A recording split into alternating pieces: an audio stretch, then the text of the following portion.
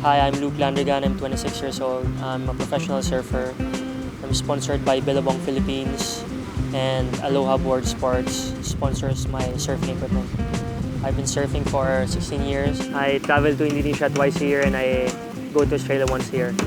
I run the Billabong Surf School, which operates from San Juan Surf Resort in La Union. Why do I love San Juan as a surf spot? Maraming chicks dito.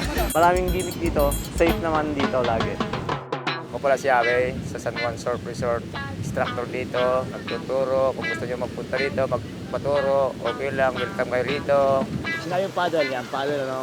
Paddle. Ganyan lang ang paddle. Pag sinabi yung tayo, dito. Yung kamay mo dito, kailan pantay yung weight mo pag pusap mo, okay? Paddle. Okay. Pag sinabi ko tayo, yan, tayo. 1, 2, bend ka agad, balance. Doon kasi sure nakatin, okay? Malinis ang beach dito, mababait pa ang mga tao, friendly. Wala kayong problema dito.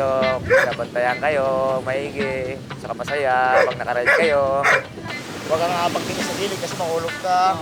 Pag dito naman, susubsub ka. Pag sumubla ka naman doon sa harapan, kasama ka pati board, okay? Kailan parating dito sa middle, okay? Yung weight mo talaga sa gitna, okay? Kailan parating nakabend. Yan, kuha! Good!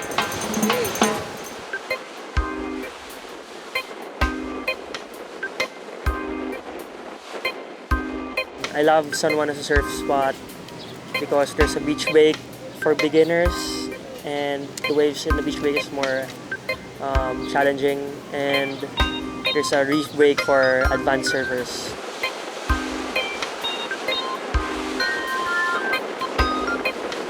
Bali member kami ng La Union Surf Club, one and only club ng mga surfers sa La Union. And every Friday naglilinis kami ng beach. Pag Holy Week or long weekends pag ganito, parang mga lifeguard na rin yung mga surfers kasi maraming mga Pinoy na makukulit, doon pa sila talaga nagsiswim kung saan may mga signs kami na no swimming at saka mga danger signs. So yun ang main goal ng La Union Surf Club is keep the beach clean and safe.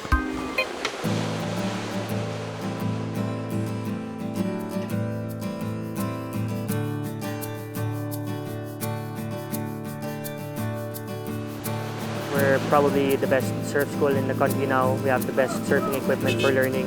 And yeah, come and try it with us.